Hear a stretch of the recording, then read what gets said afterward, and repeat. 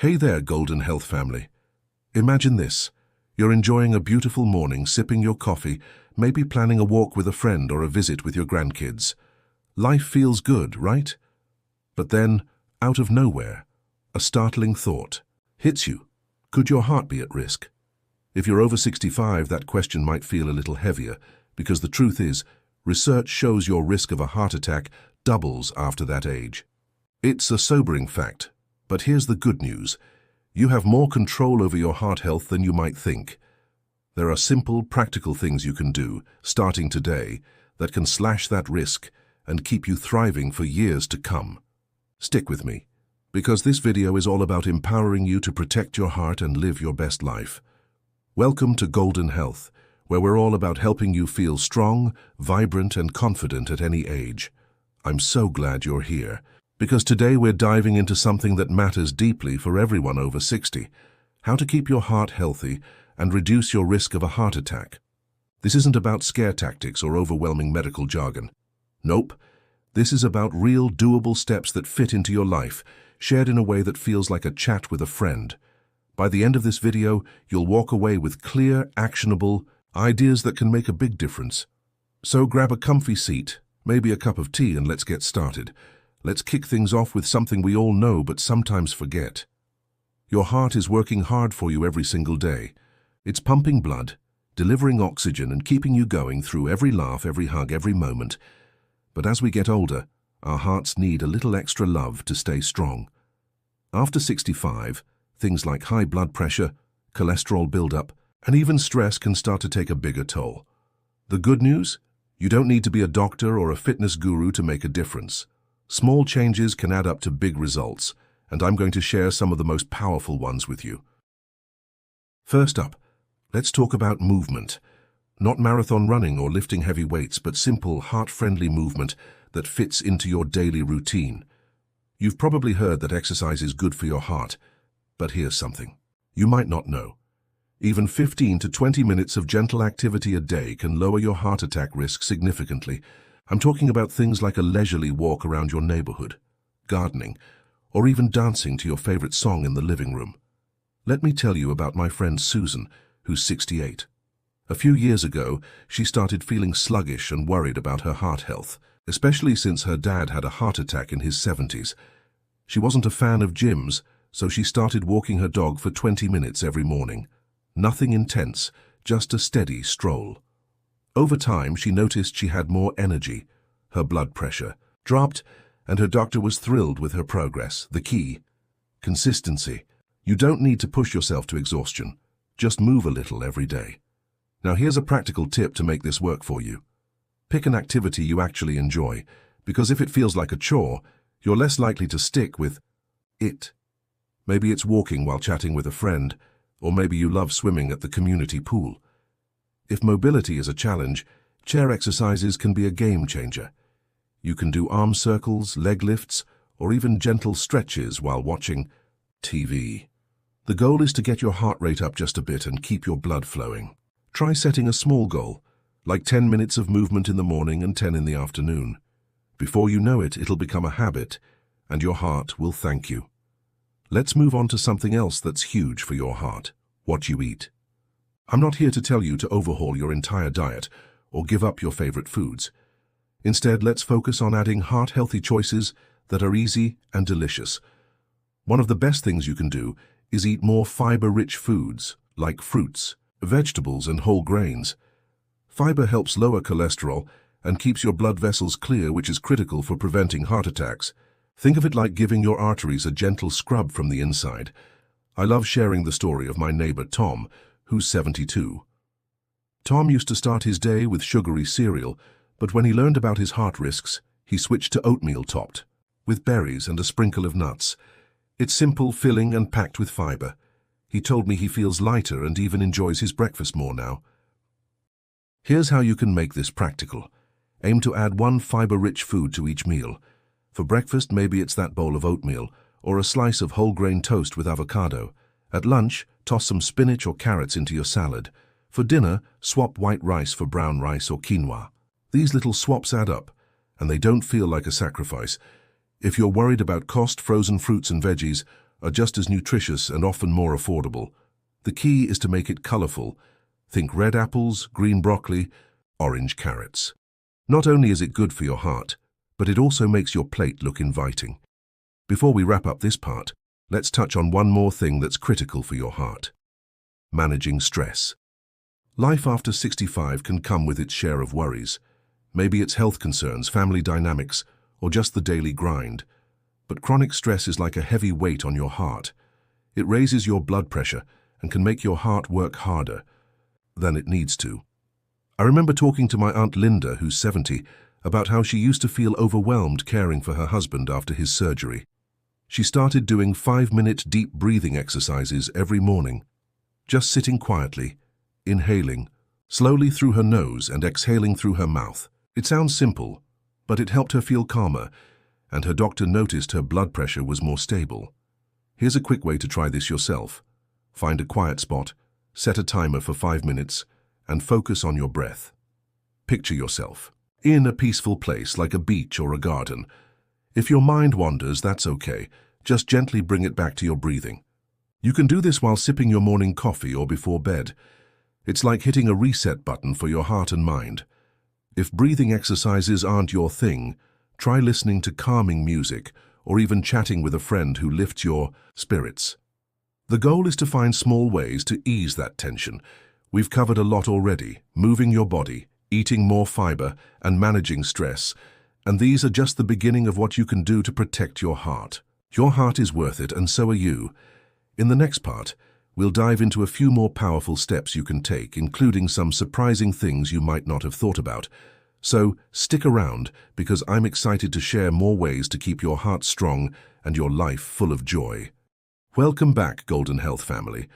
I hope you're feeling inspired after we chatted about moving your body, eating more fiber, and easing stress to keep your heart strong. If you're just joining us, we're diving deep into how you can slash your heart attack risk after 65 with simple, practical steps that fit right into your life.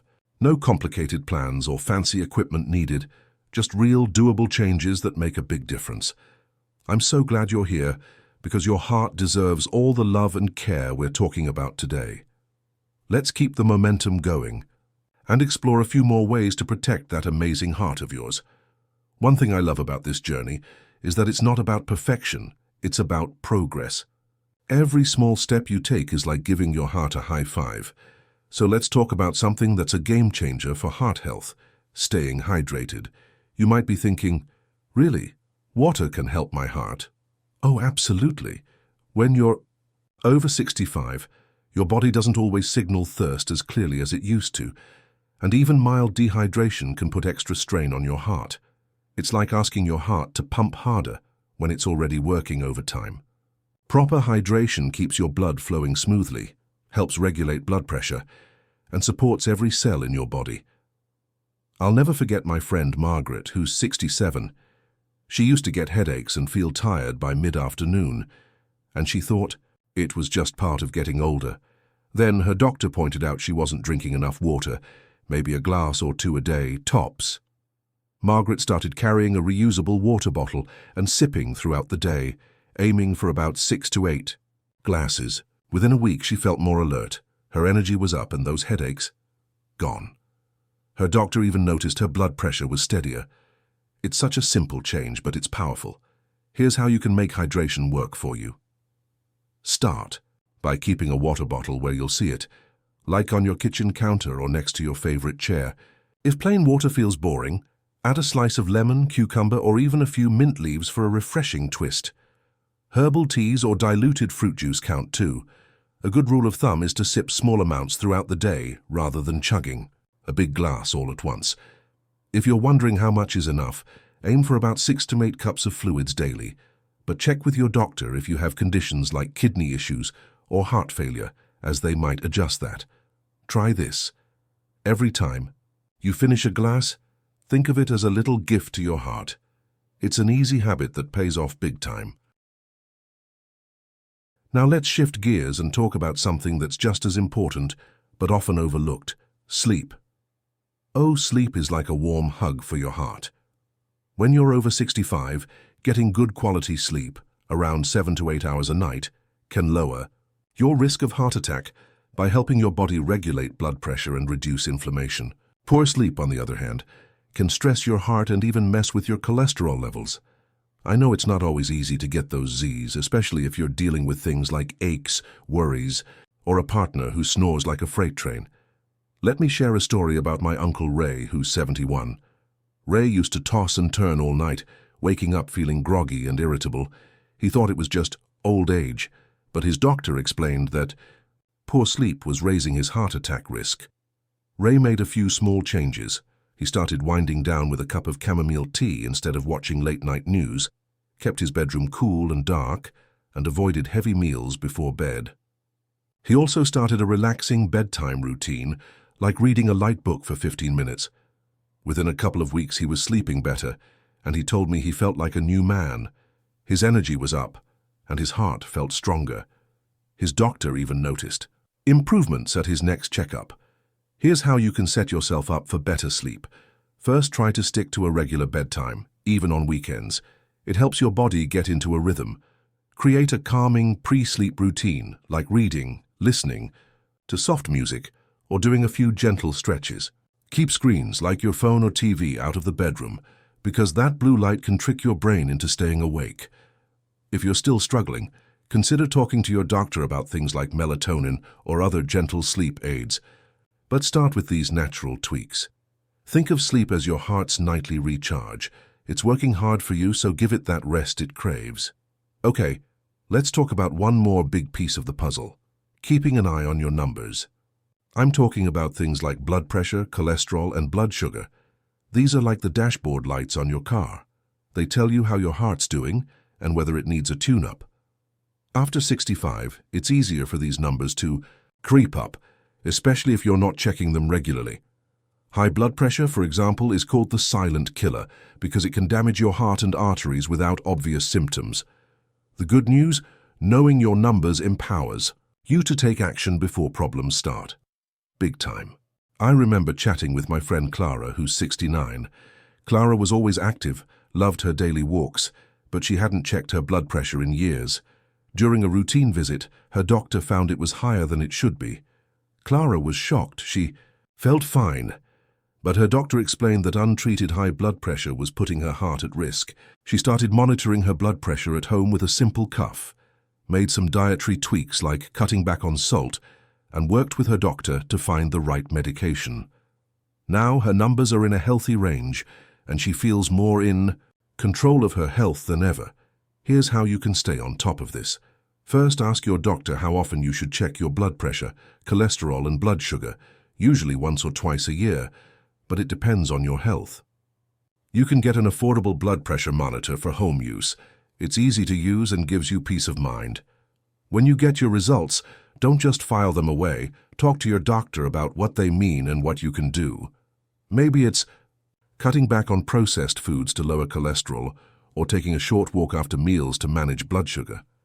The key is to act on what you learn. Think of it like checking the weather before a trip. It helps you plan and stay safe. We've covered some big ideas here: staying hydrated, prioritizing sleep, and keeping tabs on your numbers. These aren't just random tips. They're like building blocks for a stronger, healthier heart. You're doing this for the moments that matter: dancing at your grandkid's wedding, exploring a new hobby, or just enjoying a quiet morning with your favorite book.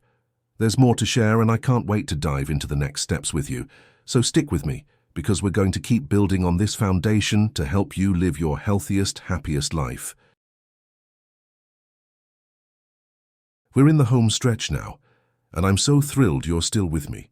We've been talking about how to protect your heart and lower your heart attack risk after 65, and I hope you're feeling empowered already. From moving your body and eating fiber-rich foods to staying hydrated and getting better sleep, you're building a toolbox of simple, practical ways to keep your heart strong. Today we're going to wrap things up with a few more powerful steps, tie it all together, and send you off with the confidence to take charge of your health. Your heart is the engine of your life, and it deserves every bit of care you're giving it. So let's dive in and finish strong. One thing I love about this journey is that it's not about doing everything at once. It's about finding what works for you and making it a part of your life. Let's start with something that can make a huge difference for your heart: cutting back on sodium. Now, I'm not saying you need to toss out your salt shaker or eat bland food forever, but too much sodium can raise your blood pressure, which puts extra strain on your heart, especially after 65. The tricky part? Sodium hides in places you might not expect, like canned soups, processed snacks, and even some breads. Reducing it a little can go a long way toward keeping your heart happy. I'll never forget my friend George, who's 70. George loved his nightly bowl of canned soup and didn't think twice about it until his doctor flagged his high blood pressure. When he started checking labels, he was shocked to see how much sodium was in his favorite soups, sometimes more than half his daily limit in one can. He switched to low-sodium versions and started making his own soups with fresh veggies and herbs for flavor. Not only did his blood pressure improve, but he also discovered he loved experimenting in the kitchen. Now, he's the go-to guy for soup recipes at our community potlucks. It's such a small change, but it made a big impact. Here's how you can tackle this yourself. Start by checking the sodium content on food labels. Aim for less than 140 milligrams per serving for low sodium options. When cooking, lean on spices like garlic, rosemary, or cumin to add flavor without salt. If you're eating out, ask for sauces or dressings on the side, since they're often sodium bombs. A practical goal is to keep your daily sodium under 300 milligrams, ideally closer to 500 if your doctor recommends it. Try this. For one meal a day, swap a high-sodium food for something fresh, like a homemade salad or grilled veggies. It's like giving your heart a little breathing room, and it feels good to know you're in control.